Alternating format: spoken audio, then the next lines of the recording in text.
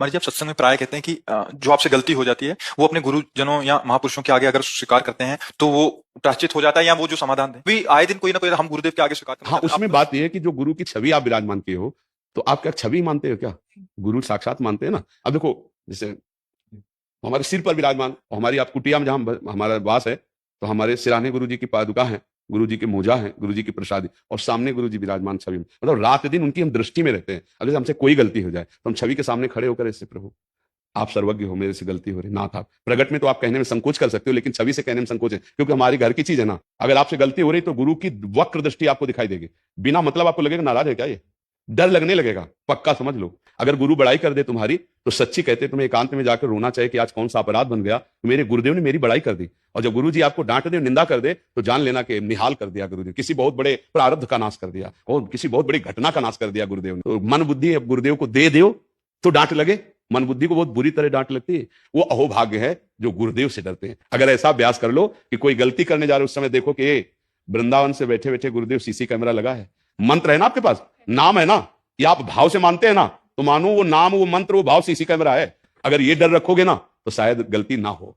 खूब नाम जप करो, मंत्र जप करो, और जब गंदी बात आवे तो डरो कि गुरुदेव देख रहे हैं, मेरे गुरुदेव देख रहे हैं। मैं दुनिया को असंतुष्ट कर सकता हूं, गुरुदेव को नहीं। अगर मेरे गुरुदेव नाराज हो गए तो मेरा जीवन किस काम? ये भावना आपको महात्मा बना देगी। जब किसी को गलत वचन बोल देता हूं तो मन में जलन का आभास होता है। गुरुदेव, मैं चाहता हूं जैसे आप चाहते हैं दास का जीवन वैसा ही बीते।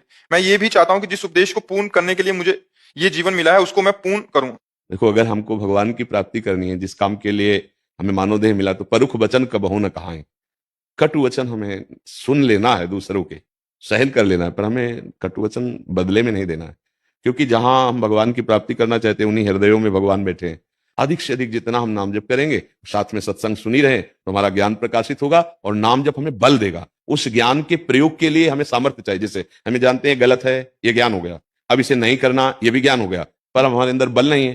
तो हम जानते हुए कि गलत है फिर भी हम कर लेंगे, तो हमें ऐसा लगेगा कोई जबरदस्ती हमसे करा रहा है। नहीं नहीं, आप में बल की कमी हो गई, अध्यात्म बल की। तो अध्यात्म बल ये नाम जागृत करता है। जितना जो नाम प्रिय हो, जैसे वाहेगुरु, राम, कृष्ण, हरि, माँ, जो नाम प्रिय हो, अपने लोग तो वृंदावनवासी राधा राधा राधा राधा, जो नाम प्रिय हो वो नाम बार बार रटो। तो जैसे दो लकड़ियों के घर्षण से अग्नि पैदा हो जाती है, ऐसे जिह्वा में चिदानंद महाशक्तिशाली नाम का बार बार रगड़न करने से शुद्ध ज्ञान, शुद्ध भक्ति, शुद्ध वैराग्य अपने आप प्रकट हो जाएगा। गृहस्थ में रहते हुए भी भगवत प्राप्ति बहुत सरलता से हो जाए, यदि हम किसी को दुख देने वाले कार्य ना करें मन वचन कर्म से, और हर कर्म भगवान को अर्पित कर दें और नाम जप करें, तो निश्चित भगवत प्राप्ति हो जाएगी।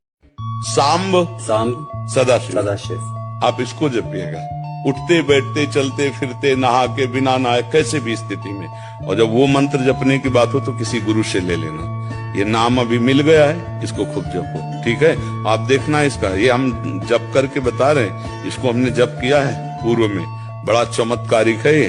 शाम्ब सदाशिव, शाम्ब सदाशिव, मतलब माता जी और प्रभु भगवान शिव दोनों की कृपा प्राप्त होती है इसमें। मुझे बहुत ज्यादा जल्दी क्रोध आ जाता है और अपना विवेक खो देता हूँ और गाली देने लग जाता हूँ, जिसके कारण नरक के द्वार पर खड़ा हूँ। महाराज जी मुझे बचा लो, मैं कैसे क्या करूँ अभी? नाम जप में बच्चा बहुत सामर्थ्य है। अगर हम नाम जप करें और थोड़ा विवेकवान बने। हम क्रोध क्यों करते हैं? क्या मन पे कभी गुस्सा हुई? क्या आप अपने ऊपर कभी गुस्सा हुए कि अय दुष्ट, कितने जन्म हो गए विमुख होते हुए, सब में भगवान को देखना था, लेकिन आज भी तू शत्रु और मित्र, आज भी तू हित और अहित, आज भी अनुकूलता प्रतिकूलता मान अपमान देख रहा है।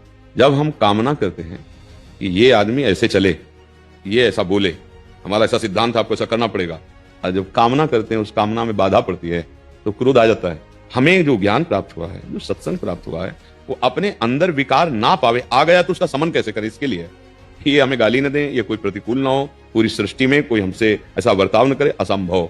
तुम क्या चीज हो? बड़े बड़े महात्माओं को सामने से गालियां दी जाती हैं, अपमान होता है, बड़े बड़े देशभक्तों के विरोधी लोग हुए हैं। तो सबसे पहला क्रोध से बचने का उपाय है, दोनों दांत मिला लो और मौन होगा। नाम जप करो, राधा राधा राधा राधा। उस समय विचार नहीं काम करेगा, नाम जप करो, मौन रहो और हट जाओ। अपनी हार मत देखो कि मैं हार गया, ये कल से और हमें परेशान करेगा। नहीं नहीं नहीं, तुम अगर हार गए हो तो कोई देख रहा है, वो ऐसा हराएगा उसे, चिंता मत करो, तुम चुप रहो, बस तुम चुप रहो, वो जीत जाएगा। जो चुप रहा वो जीत जाएगा। और जो ये समझा कि देखा डाउन हुआ ना, उसको डाउन करने वाला कोई और है, बहुत बढ़िया डाउन कर देगा। नाम नहीं जप करोगे तो अब जैसे लोग क्या भगवान, जब हम उनसे कहते हैं आप संयम से रहो, भगवान ने बनाया है, किसके लिए बनाया है? हमारे लिए तो बनाया है, हम भोगेंगे। भगवान ने क्यों बनाया है? भैया और कुछ भी बनाया है। असाध्य रोग बने, जेल बनाए, नरक बनाए, तो उसके लिए भी तैयार रहना। जब दुख आता है तब रोते हो, और अभी तुम्हारी प्रमाद स्थिति में भगवान ने बनाया तो और कुछ भी बनाया है, उसको भी तो ध्यान करो।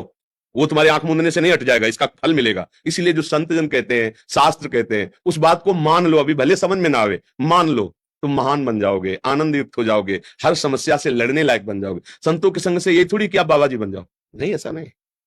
आप एक अच्छे गृहस्थ बन सकते हैं, आप एक अच्छे समाज सुधारक आप एक अच्छे हमारे समाज के सेवक बन सकते हैं। बड़े बड़े पद क्या है, हमारी समाज की तो सेवा के लिए हैं। जितने भी हमारे राष्ट्र में पद हैं वो समाज सेवा के लिए तो हैं। इसलिए मुझे लगता है बच्चा कि हम अपने को सुधारें और अपने जनों को, शरीर को नष्ट कर देना या निराश हो जाना, ये हमारे मनुष्य जीवन में नहीं होना चाहिए, नहीं होना चाहिए। और ये तभी हो सकता है जब आप भगवान का आश्रय ले हो। अगर भगवान का आश्रय नहीं तो फिर निराशा ही निराशा है। धन संपत्ति अगर हम भगवान का आश्रय नहीं लिए तो अभिमान बढ़ा देती है। अभिमान का स्वरूप होता है नष्ट हो जाना।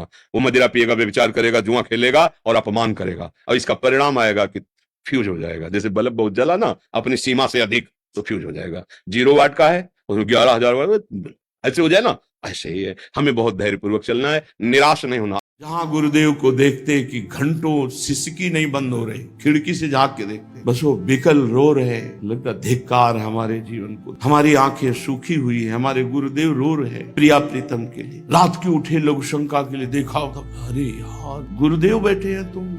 महापुरुषों का संग महापुरुष बना देता है। महापुरुषों का संग हृदय में वो आग पैदा करता है जिससे भजन की भूख बढ़ती है। गुरुदेव कभी 2 बजे के पहले नहीं सोए। ये हम जब दिनचर्या में सेवा में वहां कुटिया में रहे, 3, 4, 5 बजे शौच स्नान दिनचर्या ऐसी, बस 2-3 घंटे यही विश्राम ने, पूरी रात शांत। जब उनको देखो भजन करते तब हृदय जलता है, अरे धिक्कार तुम्हारा जीवन, देखो ये भजन। हम ऐसे फिर जाके फिर भजन में बैठो, फिर भजन में बैठ। पूरा जीवन भजन में महापुरुषों के संग से होता है। ये 2-4 माला घुमाने से त्रिभुवन विजेता माया पर विजय नहीं प्राप्त की जा सकती। एक भी क्षण भजन से नहीं कर पाते। संसार तुम्हें सम्मान दे ऐसी आशा छोड़ दीजिए, संसार तुम्हें भला कहे ऐसी आशा छोड़ दीजिए। प्रभु से हमें जुड़े रहना है।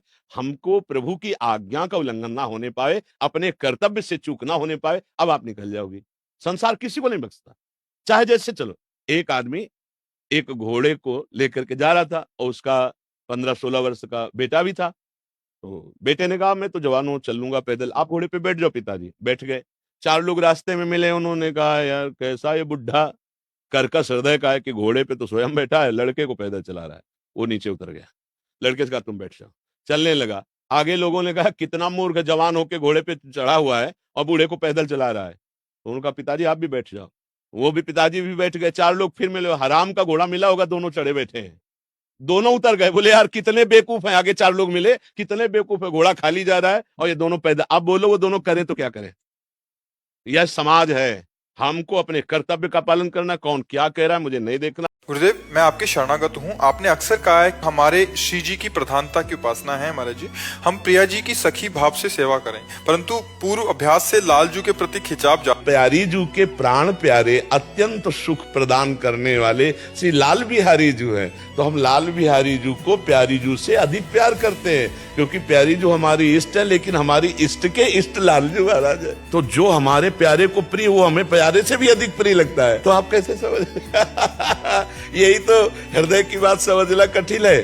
और प्यारी जो कहती है मुंह को तो भावती ठोर, प्यारे के नैनन में अगर ये भाव रखोगी ना तो फिर समझ नहीं पाओगी उपासना को। उपासना को समझना है। यशोदा मैया लाला को अपना वक्षा स्थल का दुग्ध पान करा रही थी। इतने में उस गाय का दूध लालजू को, जिसको बहुत पसंद था, वो उफान करने लगा तो लालजू को ऐसे छोड़ दिया और दूध, क्योंकि प्यारे को प्रिय वस्तु है तो प्यारे को छोड़ाओ, पहले प्रिय वस्तु सवाली प्यारे की।